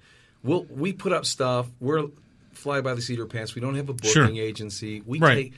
It's weird, but if people want to book you for parties, they can. They'll book us. You know what? Go to your Facebook page. Yeah, we play where we want and kind of when we want. Because when we were younger, we played everywhere because we didn't care. You know what I mean? Yeah. So we play at places where we know it's accessible for our friends, right? And people that want to come out and see you guys. Sure. Yeah, and we want it to be like we played Saturday night at a great place. We've played there 3 times, Jack's Pub and Grill in Glendale Heights. JAX. JAXX, double X. And great. I mean, our soundboard blew up. We had some technical – it was like our Spinal Tap show, but it was still fun. We had a great time. People loved it. We had great burgers, and we loved playing there, and it was packed. And, it's a great place right off 355. Because it's always free. Usually. It's usually free. No matter where we play. We don't do like the cover charge thing. And you guys can book the whole band with all the guys, or if people just want to have Tony and Bill come in and do an acoustic set, you can do that too. We've done. We go to the pizza place sometimes just to drink and eat for free. Yeah, very nice. Yeah, so we, Bill and I have done that. We also do another thing, which is cool. We made them buy the thing, so we might as well get them to do a few shows with us. But Rick and Bill and I do a thing where he brings out like some percussion shakers. Sure. But he's got the cajon. Yeah. And it's got the snares in it. And that's a lot of fun too. Nice. So so we could be 2, 3, 4, or 5. Very cool. We're talking with the Romeo brothers. We're in studio right now. We're with Bill Hall. Say hi, Bill. Hey, Bill. And then we got Tony Capone. Say hi, Tony. Hi. And if anybody wants to call in and say hi to these guys, we're at 630-445-1213. This is Matt Kissane. You're listening to the Stream 24/7 internet radio. And what else you guys got cooking? You got another tune you want to do? Yeah, we'll do. We're going to do a song. I love this song. I love Jack White. Okay, yeah. I think he's great. I love him. I love the Wreckin' Tours. Sure. And they're really cool. And this is a song that we do with the whole band or just Bill and I, but it's a song that he recorded with the Wreckin' Tours. Mm-hmm. And it's called Steady As She Goes. Do you know cool. the song? Oh, yeah. And we're going to do our version of it. You ready, Billy Boy? Come on. Romeo Brothers, you're in the studio. 1, 2, 1, 2, 3, 4.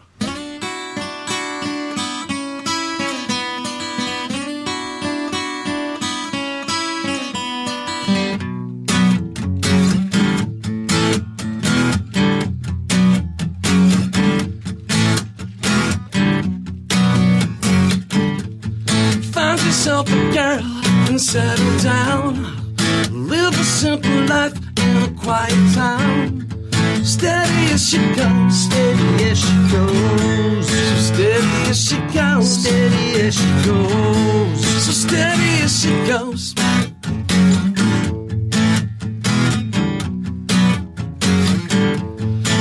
friends have found a chink in a single life. You've had too much to drink, now you need a wife. Steady as she goes, steady as she goes. Steady as she goes, steady as she goes. Well, here you go again. Found yourself a friend who knows you well. Well, no matter what you do, it always feels as though you're tripped and fell. So steady as she goes, steady as she goes.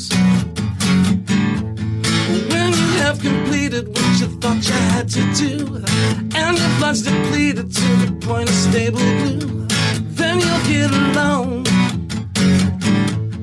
Then you'll get alone.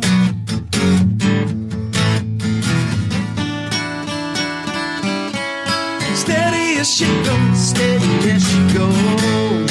Steady as she goes, steady as she goes. Well, here you go again. Found yourself a friend who knows you well. Well, no matter what you do, it always feels as though you slipped and fell. So steady as she goes, steady as she goes. Find yourself a girl, either up or down. Send it to the crowd that is gathered round. Find yourself a girl, either up or down. Send it to the crowd that is gathered round.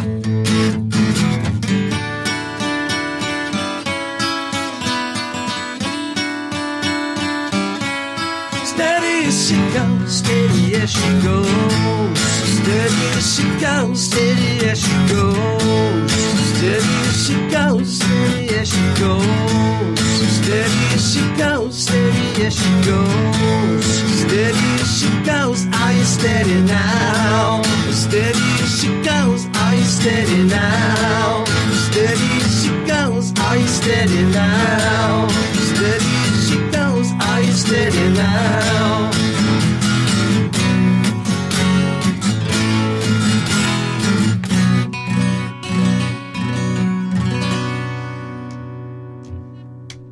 Romeo Brothers, folks.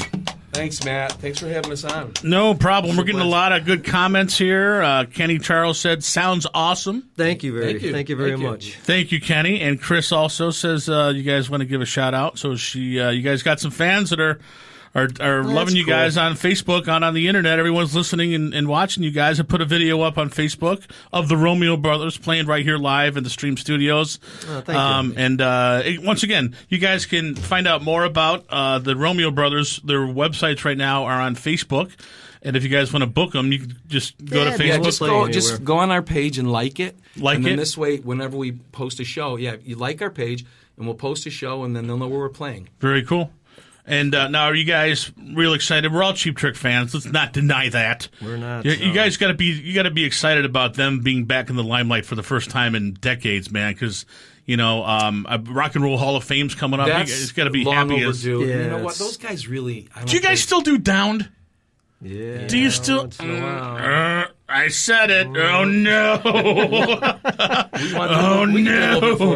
We could try that. If you guys, can you do it? Can you do it with the two of you? Yeah. We could do a little bit of it for you.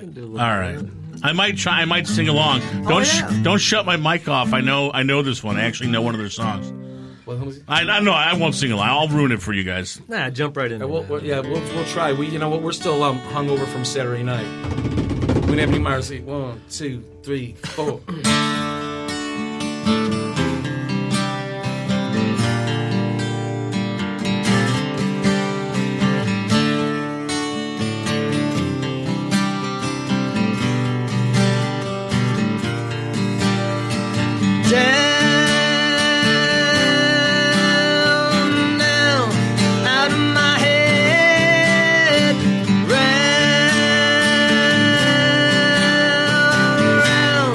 Out of my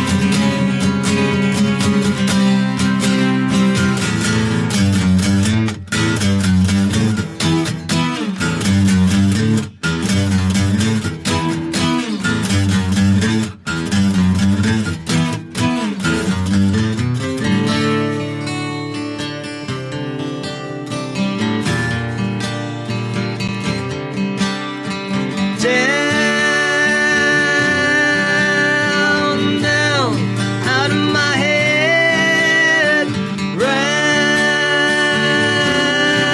round, out of my head. Too many people want to save the world, and the only problem is a boy or girl. Some say the weekend is the only world. It's such a strange strain on you. Ooh, I get a mind. Knowing you, it's not the first time. All you walk is a fine line. It's such a strange strain on you.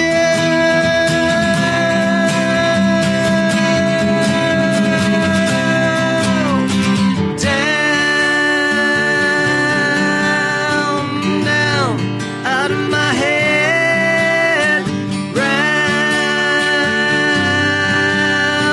round, out of my head, down, down, out of my head, round, round, out of my head.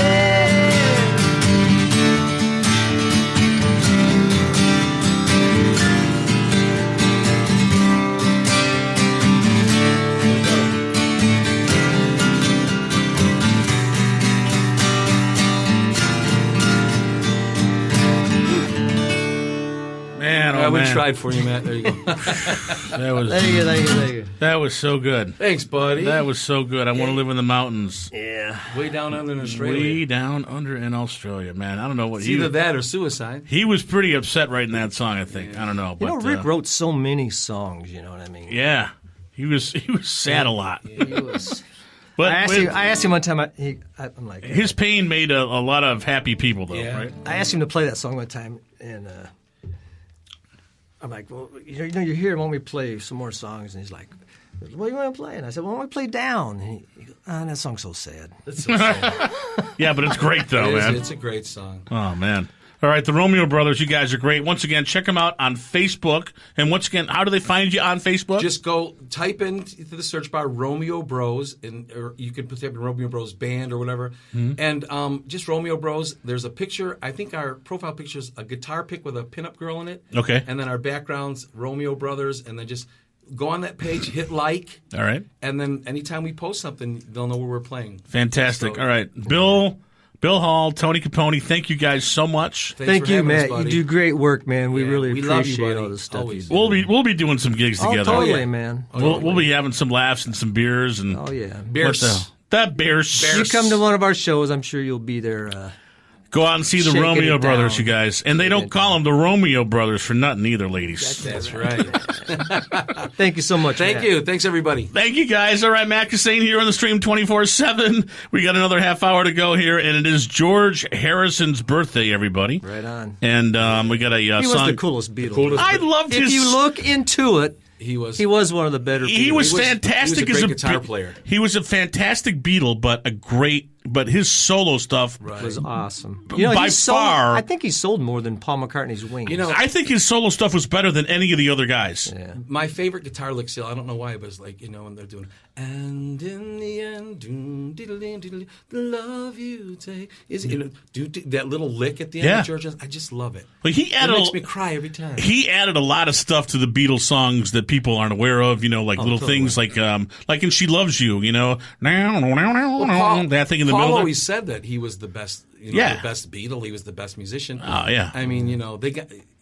If anybody ever gets the chance, listen to 10,000 Hours. It's about how the Beatles, by the time they came back to England and came to America, they were so ready because they put in 10,000 hours in Hamburg. Oh, yeah. It's really cool. I advise anybody. What is that? A documentary? It's a documentary. It's called. It's. Where would I books see on that? tape or something? But it's a book. but it's called 10,000 Hours. It's amazing. It's I really will. I will cool. have to look into that. Yeah. I have not heard of that one. Yeah, and George was the little brother. He was great though. Yeah, well, he was. When he came here, he was 20 years old, so he was a kid. He was a punk. He was a kid.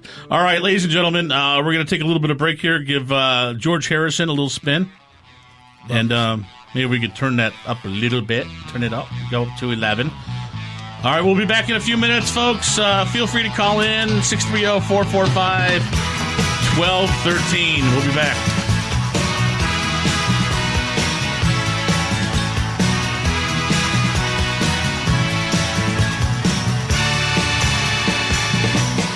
What I feel,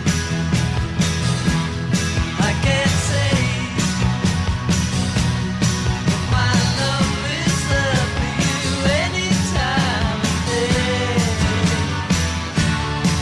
It's all love that you need, and I try my best to make everything succeed. Tell me what is my life without your love? Tell me who am I without you by my side? I know I can do if I give my love out to everyone like you. It's all love that you need, and I try my best to make everything succeed. Tell me what is my life without your love? Tell me who am I without you by my side? Tell me what is my life without your love? Tell me who am I without you by my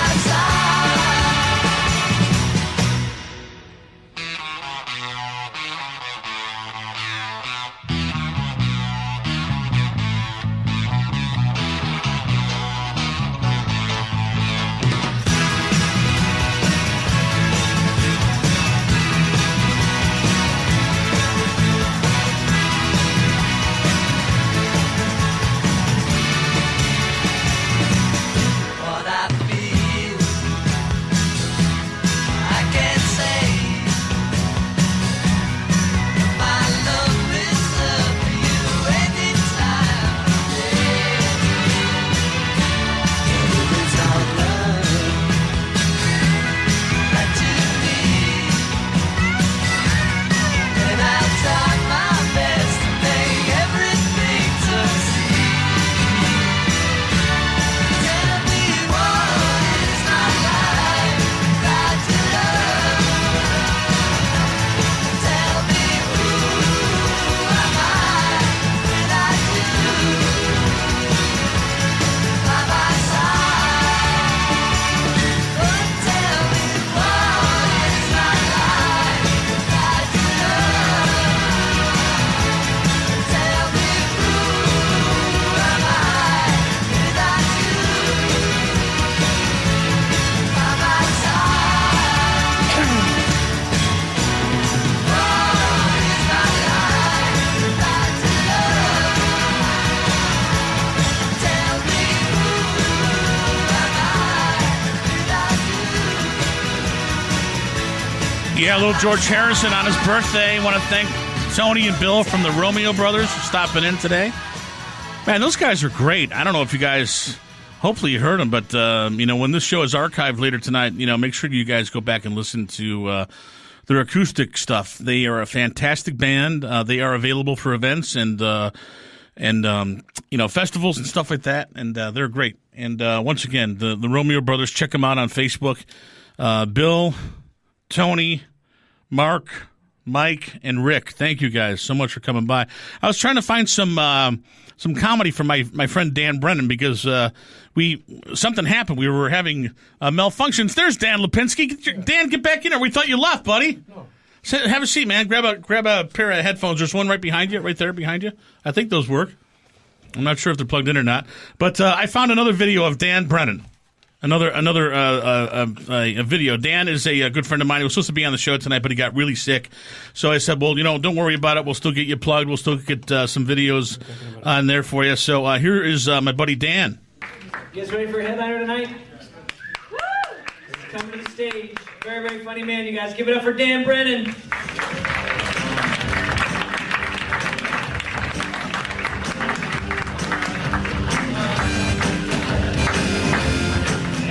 All right. He's not impressed that I'm the headliner. He's like, I don't know how you guys do it. He's pissed. Sorry, dude.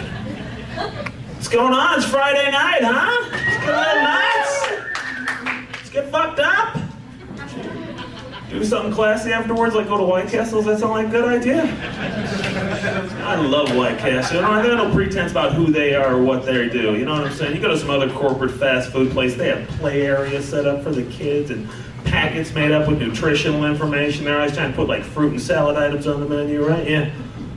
White Castle won't put lettuce on their hamburger. That's where they're at.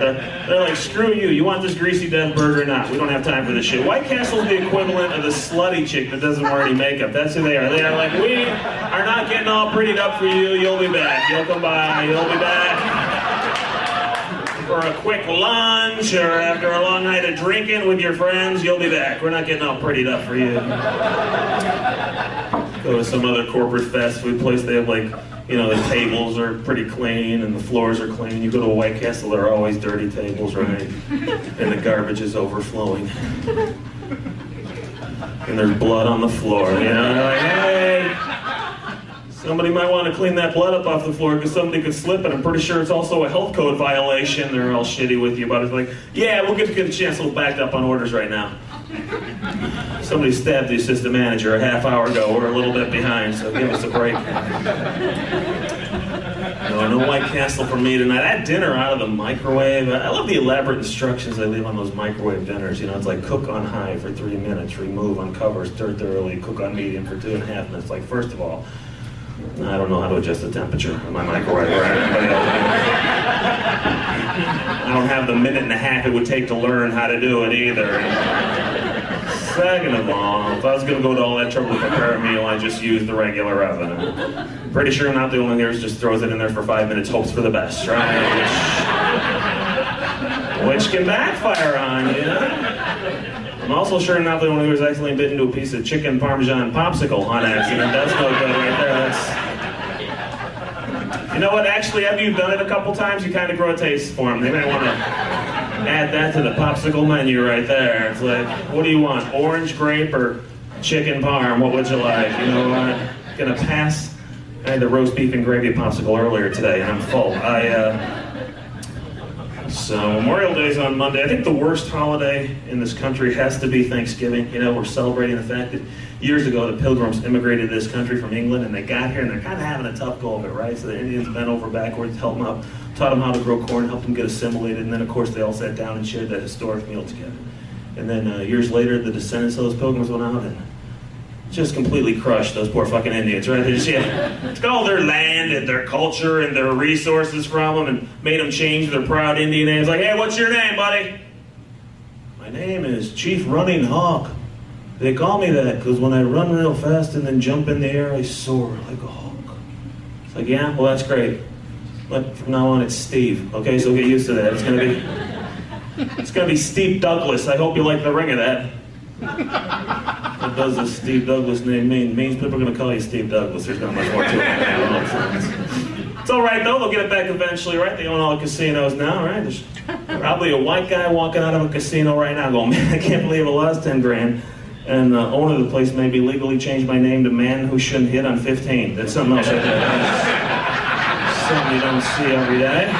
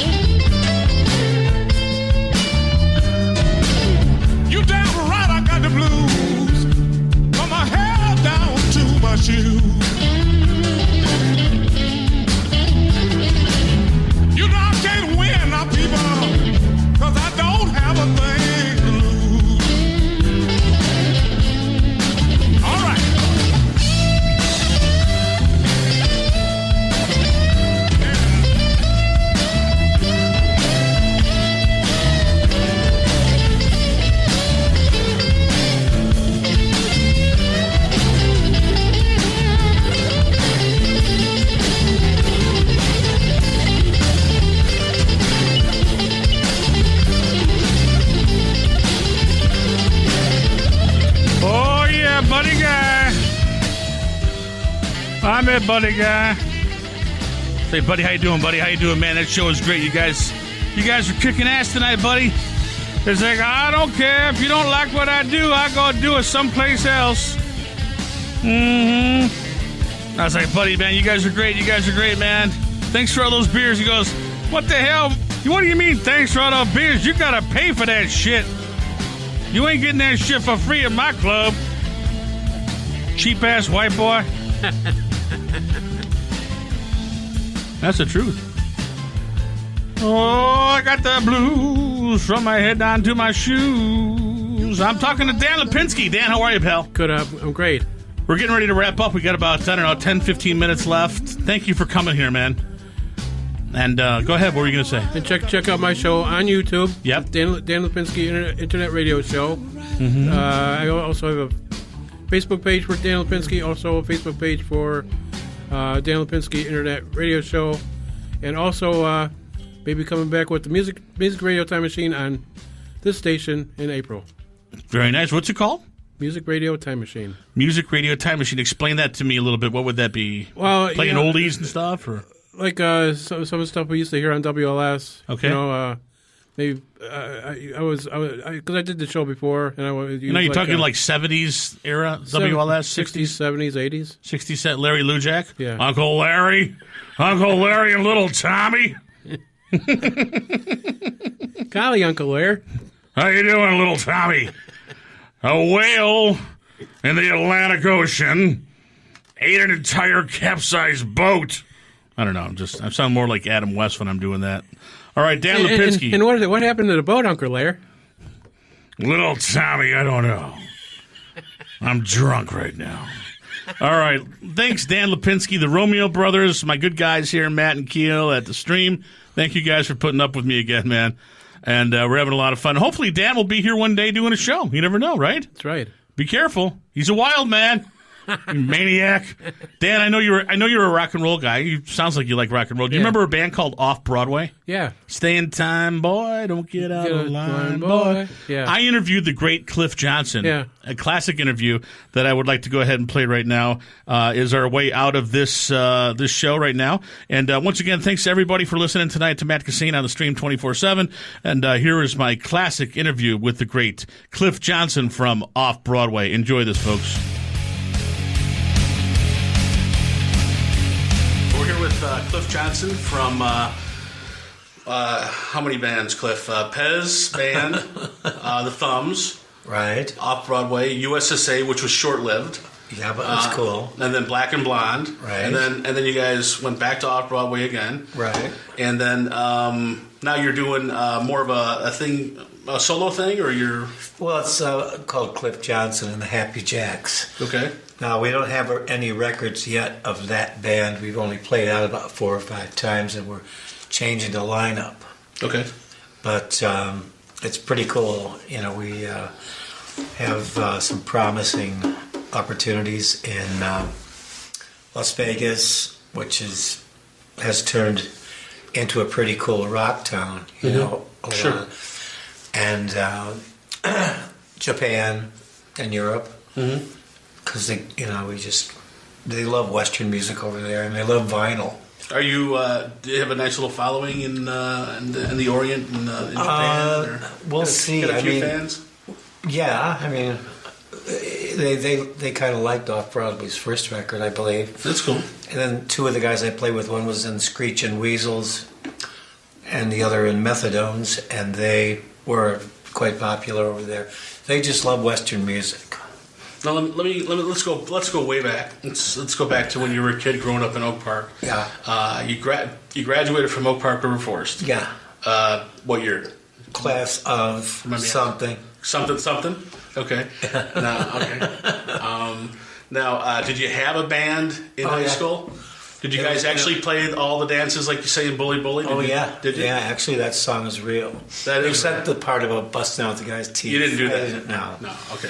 But I can't see you doing that, but, no. Somebody's pushed. It just, it rhymed, I guess. I was, always afraid of that song. I was I don't know if I want to go see Off Broadway. If I do something wrong, he might beat me up. I don't know. I think it was at the Palladium, New York, where we were terribly mismanaged and misbooked. We were on the road with 3 heavy metal bands, and all I saw were like 15,000 17-year-old kids giving us the finger. Nice. Every night. And one night I did jump out over the orchestra pit into the front row and pounded somebody, and that's not like me. No. I'm a peace guy. Yeah. It's true. Can't see you pulling an actual rose. I just lost it, and I've never done that before. That's the only time I've done that. I got to open for Weird Al a couple times. Yankee? Weird Al Yankovic. And his fans are like really nice, nerdy people. But they turned on me. I know how that feels. 5,000 people telling you suck all in unison. It hurts. Yeah. Now let's go back before you had a band, because everybody has their influences. You must have had. I know from watching some of your live stuff that you're a huge Beatles fan, because nobody would get up on stage and sing parts of Mr. Moonlight unless they were if they were a big Beatles fan. Unless they're a big Beatles fan. Plus, I was of age in 1964 when they first came out, Ed Sullivan, to appreciate them. I think I was like 10 years old or whatever. I was taking pictures of the TV, and they actually came out. Do you still have them? They were a little blue. I don't know. You don't know. But I put on my sister's snow boots and put my hair down and tried to emulate, the Beatles. And I was living in South Dakota at that time. But anyway, in Oak Park, my family, actually we had a radio family. My father was in Hollywood interviewing women, doing Queen for a Day and Meet the Misses, really corny. And then he would give away meat and marshmallow fluff. And, a Wally Phillips type thing? Kind of like that, know. And he was an interviewer. And my mother couldn't stand it there. She didn't want to raise a family there. Yeah. And I don't blame her. So she said, I can't handle this, and decided to leave. So she went back to South Dakota and lived with his mother. And finally, Dad, didn't want to lose his family. Right. So he got a job at the Wrigley Building in radio, and they asked him what he wanted to do. And his idea was to buy a house in Oak Park, and then just have the family growing up around the breakfast table with microphones all over the place. So you could hear toilets flushing. Really? Daddy, will you wipe me? And oh man, we'd be doing. That's different. He'd be doing commercials. Well, it was like one of the first reality shows. Really? But just radio. It was all not scripted. Wow. It went on for like 10 years, 12 years. Come on, what was it called? Breakfast with the Johnsons. In Oak Park? Yeah. Really? It was... what was it broadcast on? What station? I think BBMGN, and then it was syndicated, and we sent tapes back from Europe. So you guys were a showbiz family even before you became a lead guy for a band? My sisters all helped me with my choice of music, too, in those days. They brought them all the singles.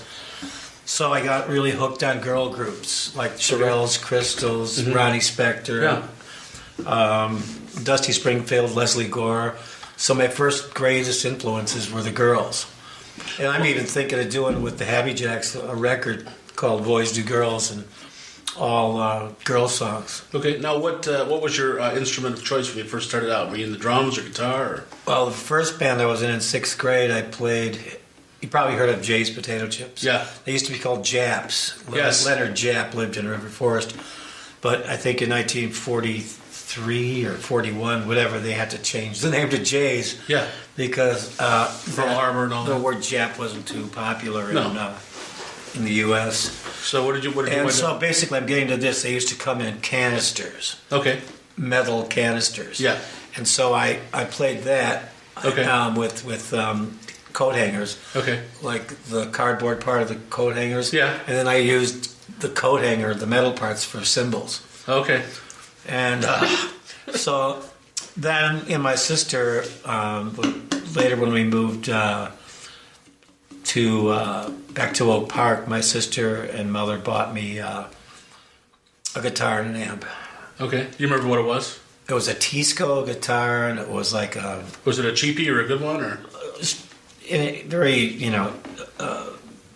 affordable, inexpensive, but in some cases you can get a great little guitar for a couple $100. Yeah. In those days it was less. But I remember then my bands in high school, I mean, we played every weekend. It was unbelievable. At Oak Park, there were like 3 or 4 or 5 bands, 3 main bands. Right. And we were the Rising Suns, SONS. There were the Cellar Dwellers and the Sarps. Where'd you guys play? Like at bars, or did you just do all the we sock couldn't hops? play at bars. We were all the sock hops? 16s. Yeah, I mean, VFW halls, maybe. Ridgeland Common, churches. The field house at the high school. Ice skating rinks. Anywhere. But every weekend we played, and it was incredible that. In high school, you could have a dance every weekend. And when did you guys start getting into the bigger venues? When did you start hitting it Well, not till I went to school. By the way, the reason that all stopped, and then I had written Bully Bully about this, is because these guys had come in drunk, it's juniors and seniors, and they'd start fights, and they were flushing cherry bombs down the toilets and all, so they stopped having They ruined the shows for you guys. shows, we couldn't have them anymore. And that's how I wrote Bully Bully. Do you remember your first real gig? The first time you ever got paid? Yeah, it was in a garage in River Forest, and we were a 3-piece. We wouldn't let the bass player plug in because he couldn't play, but he could afford the equipment. The Stu Sutcliffe syndrome, I guess. He looked good, but he couldn't play at all. We got paid $21. They were going to give us 20, but since we're 3 of us, they gave us 21. $21. 7. Pretty cool. Not bad. Yeah. And some free pizza, maybe? Got some free soda? I think we had some snacks, sure. What was... Now, let's skip ahead. And you guys, obviously became huge rock stars in the 70s and 80s and stuff. I don't know. To me, you were. Okay. That's all that matters. All right. All about the listener. This is my little world here. That's right. Right. No, really, it's all about, I always say thank you for letting us facilitate your party, because it's not about us. It's about the mojo that's created, together, the interaction. What was your, you said earlier you were talking about playing in some tours where you were playing in front of 17,000 kids and there were heavy metal bands. What was your biggest gig, Cliff, that you ever did? Like where you got out there and you went, holy crap, this is giant. Well, we did it's changed names so many times. It was the World Theater. Oh, Tinley Park? Tinley Park. Yeah. And First Midwest now, I think it is. Whatever it is. It's all corporate now. Yeah. So I don't know if perhaps 35,000, 40,000. That's a big gig. And when we played with the right bands, we went over really well. Yeah. Actually, some of the headliners got ticked because we... Oh, yeah. We had a majority of the following. When I saw you guys at Star Plaza in '95 with Cheap Trick and Loverboy, you guys were kicking some major ass at that show. It was, I walked in there and I was like, is Cheap Trick on stage already? It's off Broadway. They're just kicking ass. The crowd was just going insane. Well, I think everybody was in the same place that I was at that time. We were just we couldn't believe you guys, you got back together and here you are. I mean, we all grew up with you guys. Everybody in the Midwest. If you lived in Michigan, Wisconsin, Indiana, of course Chicago, you grew up and, you guys were on the loop all the time. Well, that's another thing. All the time. There were some ill feelings about that with other stations because my management wanted us to go exclusively with that station you mentioned. Yeah. But we did the very first Loop Fest with Loverboy, as a matter of fact. Okay. And it went quite well. It was quite a... Did you ever play Chicago Fest? We did the first Mayor Byrne Taste of Chicago, it was called. Okay. Or Chicago, yes. Chicago Fest was from 77 to 83. Well, yeah, we played with... the headliner was Bobby Palmer, Robert Palmer. Oh, yeah. And I remember diving off. It was on a pier, on a floating... And I dived off during the vamp of Full Moon. Okay. And I couldn't get back on stage. So this boat picked me up and they they dropped a ladder for me and I crawled up and... Very nice. Fortunately didn't get electrocuted. You were soaking wet. Oh yeah, I dived into Lake Michigan. Right. It was just I like to see this. Did anyone capture that? I don't know. I find stuff all the time people captured. Now Cliff, most people know you because of Off Broadway. Okay, that was a huge band, especially here in the Midwest. But before that, you were in other acts. You were in Pez. You were in Pez Band. Pez Band. Was that your first official like big bar band? Yeah, I'd say so. Or was Thumbs? I'm sorry. That's later. Pez Thumbs? Band was quite popular. We really started to get active in Lake Geneva because we played a club for a month. Okay. It was called the Black Knight at that time. Now Okay. it's all changed. Like This is Pez Band now. right. Okay. And Cheap Trick played a month, right? Before us. Then we did a month, and then so I've heard things. If I could just interrupt real fast. I used to hear rumors from guys that would go to these shows. Yeah. And they would say, I'm not trying to badmouth anybody here, but that you guys would be packed. I mean, people would come to see you guys, and nobody would be at the Cheap Trick shows back in those days. I don't know about that, but I'll just tell you that the club owner made a lot of money and didn't pay us much. Okay. I remember asking him for a raise because we got paid by the week, and he wrote it down on a piece of paper. I can cut that part out if it you was want me to. $50. No, that's okay. So, but the point is, we were with all the girls from the Playboy Club because Oh, it's right there. All the bunnies. There were girls, but they were called bunnies, at work. But we spent a month with about 30 of them. Wow, rough gig. Yeah. And then okay, so the list goes Pez Band, Yeah. then Thumbs, or is it Off Broadway then Thumbs? No, it was Thumbs. Okay. And that was with Tommy Aldridge on drums. It's kind of funny because it was a real strong band. I think if we stayed together, it could have gone places. But it was more on the heavy side, and I wanted the pop culture. Okay. When the Cars and Pretenders and Elvis Costello and the likes of them came out, I was really excited about that. So I left, and Tommy went with Ozzy. Then in a later band, it's funny because the drummer was Randy Castillo, and bless his heart, he passed away some time ago. He was loved by all. He went with Ozzy after